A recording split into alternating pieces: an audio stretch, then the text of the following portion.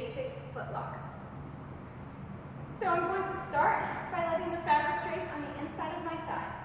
Then I just take my foot and I swoop so that the fabric rests on top of my ankle.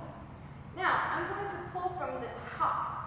So I pull slack from the top, and then I take what I just pulled and I wrap it on top of my foot and then around underneath. So it's making a figure 8. Make sure everything's sank down nice and tight, and then I can stand up.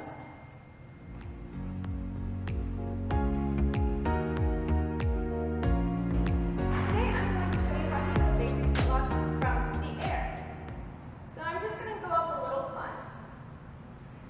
And this time my foot is going to do the work. So I again swoop to the inside.